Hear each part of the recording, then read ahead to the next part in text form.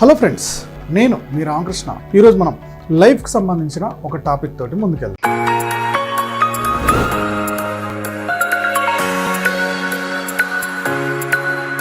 అడవికి రాజు అంటే మనకి ఇమీడియట్గా గుర్తొచ్చేది ఏంటి? సింహం, అవునా? కానీ సింహాల్లో ఎన్నున్నా కానీ అందులో ఒకటి మాత్రమే రాజు అవుతుంది. అన్ని సింహాల్లో కూడా అదొకటే రాజు అవడానికి దానికి కొన్ని క్వాలిటీస్ ఉంటాయి.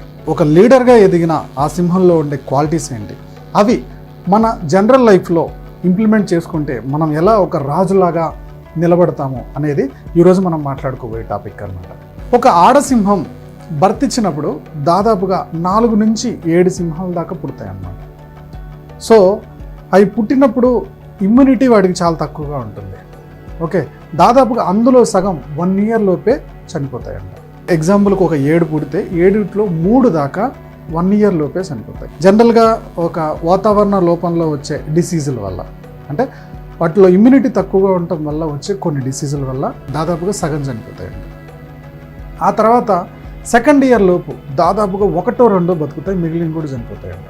ఈ 2nd year లోపు ఎందుకంటే వాటిని మిగిలిన జంతువులు, అడవిలో ఉండే మిగిలిన జంతువులు హైనాల్ లాంటివి అటాక్ చేసి తినేస్తాయంట.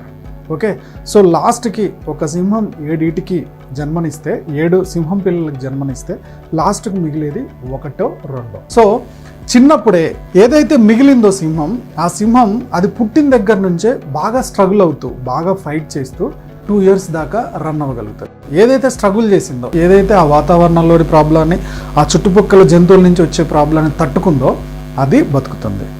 ఏదైతే తట్టుకోలేదో అది చనిపోయింది. చిన్నగా ఉన్నప్పుడు వాటికి బలం ఎక్కువగా ఉండదు. ఏదైతే సర్వే అవుతుందో ఆ సర్వే అవుతుంది కేవలం ఇంటెలిజెన్స్ తోటి సర్వైవ్ అవుతుంది అన్నమాట.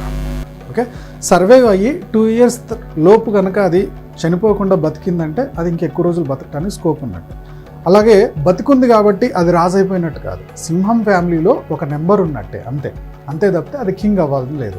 సో 2 years దాటిన తర్వాత ఇమీడియట్గా ఆ లైన్ అనేది కింగ్ అయిపోదు. ఓకే, అది కింగ్ అవ్వాలంటే తన ఫ్యామిలీలో ఉన్న లైన్స్ తోటి పోటీ పడాలి.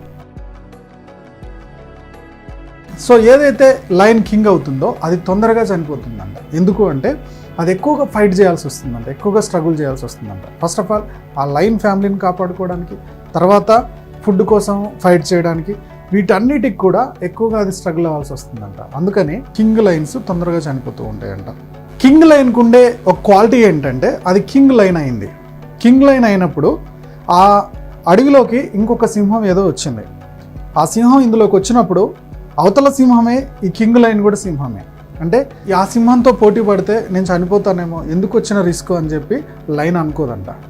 ఎందుకు అనుకోదంటే నా వెనకాల నన్ను నమ్ముకొని ఒక ప్రైడ్ ఉంది, చాలా ఫ్యామిలీ ఉంది. ఓకే, సో ఖచ్చితంగా నేను ఫైట్ చేయాల్సిందే అని చెప్పి దాని యాటిట్యూడ్ చూపిస్తుంది. సో ఖచ్చితంగా పారిపోకుండా ఆ ఎదురుగా వచ్చిన సింహంతో కూడా ఫైట్ చేసి గెలవాలని చూస్తుంది. దీని యాటిట్యూడే దాన్ని కింగ్ లాగా ఉంచుతుంది అన్నమాట. సో కింగ్ సింహం మొహం మీద చూసినట్టయితే దాని మొహం మీద చాలా ఘాట్లు ఉంటాయంట. ఎందుకంటే ఎదురు సింహాలు దాడి చేసేయడం వల్ల మొహం మీద ఏర్పడిన ఘాట్లు అవి. ఓన్లీ కింగ్ సింహానికి మాత్రమే అలా ఉంటాయి, ఎందుకంటే ప్రతిసారి కూడా ఏదో ఒక పోరాటం చేస్తూనే ఉంటుందంట. రెండోది ఏంటంటే అది ఎప్పుడు కూడా నేనున్నాను, మీరు భయపడొద్దు అన్నట్టు గర్జిస్తూ ఉంటుందంట. ఒక సింహం గట్టిగా గర్జిస్తుంది అంటే ఇక్కడ నేను కింగుని, ఓకే, నేను ఇక్కడే ఉన్నాను, నా వాళ్ళ జోలికి రావద్దు అని అది సిగ్నల్ లాంటిది అనమాట. సో హ్యూమన్ లైఫ్లో కూడా చూసుకుంటే చిన్న చిన్న వాటికి స్ట్రెస్ అయిపోతూ ఉంటారు, సూసైడ్ చేసుకుంటూ ఉంటారు, ఇది నా వల్ల కాదులే అని డల్ అయిపోతూ ఉంటారు. సో లైన్ లైఫ్ చూసుకుంటే చిన్నప్పటి నుంచి స్ట్రగుల్ తోటే స్టార్ట్ అవుతుంది.